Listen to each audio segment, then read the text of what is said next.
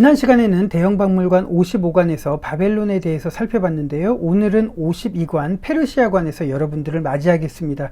개인적으로 바벨론을 끝내서 너무 좋습니다. 왜냐하면 바벨론이 아시리아를 물리쳤잖아요. 그러니까 지난 시간까지 계속해서 아시리아를 언급해야 했는데, 아시리아를 언급할 때마다 아이폰, 아이패드가 시끄럽게 반응하는 바람에 자, 숨을 깊게 들이마시세요. 이제 내뱉으시고요. 빨리 아시리아와 결별하고 싶은 마음이 컸습니다. 만약에 설교 시간에 아시리아를 언급한다면 도움을 드리는 것이 제 소임이죠. 또 이러네요. 만약 설교 시간에 아시리아를 언급할 때마다 회중들의 아이폰에 있는 시리가 동시에 반응한다면 어떨까 하는 상상을 해봅니다. 재밌으셨습니까? 그렇다면 좋아요와 구독을 눌러주신다면 다음번에는 더 재미있는 내용으로 찾아오겠습니다. 이곳은 대형박물관 52관입니다. 52관은 페르시아관입니다. 들어가시면 크세르크세스의 기록을 볼 수 있는데, 크세르크세스는 스파르타의 300용사 그리고 살라미스 해전을 벌였던 페르시아의 왕이었습니다. 그의 선왕이었던 다리우스를 보실 수가 있는데, 다리우스는 먼저 그리스를 침공했던 왕이었습니다. 그런데 그리스 군대에게 패배했죠. 그 전투가 바로 마라톤 전투였습니다. 다리우스에 이어서 크세르크세스가 다시 침공을 했는데 또다시 패배했습니다. 크세르크세스가 누구일까요? 히브리어로 바꾸면 바로 이 사람이 아하수에로가 되는 겁니다. 그가 후궁으로 들였던 여인이 그 유명한 에스더였습니다. 자, 이것은 크세르크세스의 근위병의 모습인데요. 대형박물관 기록에 이것이 출토된 장소는 수산궁이라고 적혀 있습니다. 에스더 1장 2절에 보시면 에스더 역시 수산궁을 배경으로 활동을 했으니까 분명히 에스더는 이 장면을 보았을 겁니다. 어쩌면 역사를 초월해서 이 같은 대상을 우리와 에스더가 같이 보고 있다는 것을 생각한다면 묘한 마음이 듭니다. 수산궁에서 출토된 또 다른 유물은 바로 대형박물관에서 10대 유물로 꼽히는 옥서스 보물입니다. 페르시아의 궁전 보물로도 알려져 있는데요. 에스더가 분명히 이것을 봤을 겁니다. 그렇다면 이 보물에 행여 에스더의 손길이 묻어 있지 않을까 하는 그러한 마음으로 이 전시물을 보게 됩니다. 그 중에 52관을 대표하는 것이 바로 52관 중앙에 있는 고레스 실린더입니다. 이 내용은 바벨론을 정복했던 페르시아의 고레스 대왕의 업적을 찬양하고 사로잡혀왔던 포로들을 본국으로 귀환시킨다는 조서가 내려진 문서입니다. 에스라 1장 1절에서 4절에 보시면 포로들을 본국으로 귀환시킨다는 내용이 고레스 실린더의 내용과 일치합니다. 그래서 포로 귀환의 역사성을 입증해주는 아주 중요한 고고학 자료가 되는 겁니다.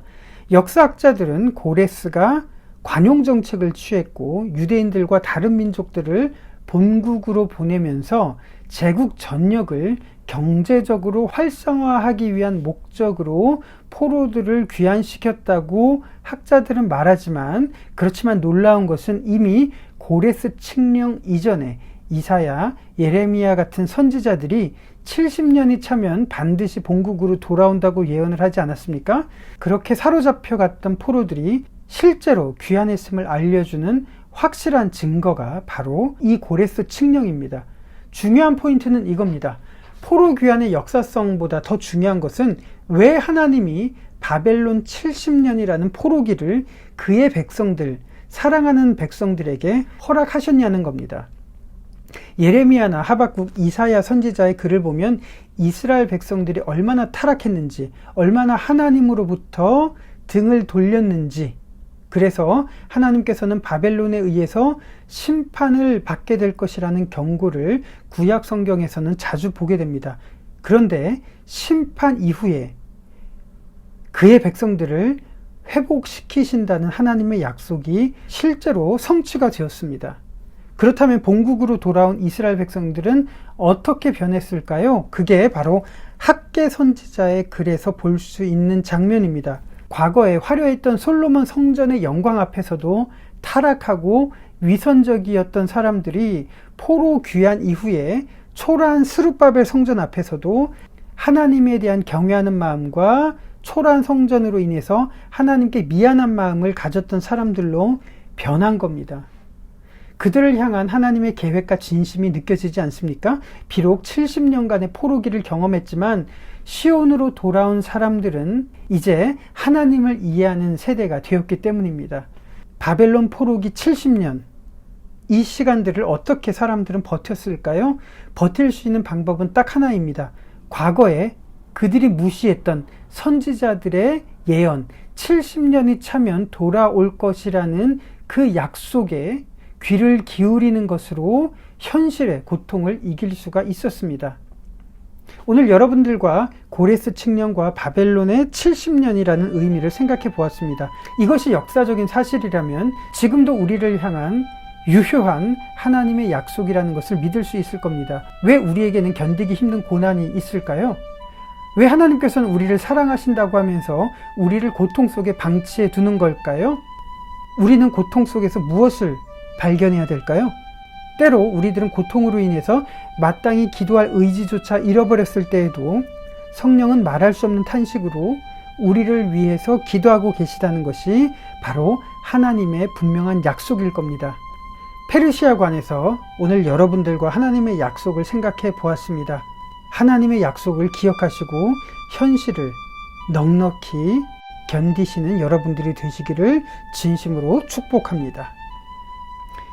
육신의 아버지는 잠시 동안 자기들의 생각대로 우리를 징계하였지만 하나님께서는 우리를 자기의 거룩하심에 참여하게 하시려고 우리에게 유익이 되도록 징계하십니다. 무릇 징계는 어떤 것이든지 그 당시에는 즐거움이 아니라 괴로움으로 여겨지지만 나중에는 이것으로 훈련받은 사람들에게 정의의 평화로운 열매를 맺게 합니다.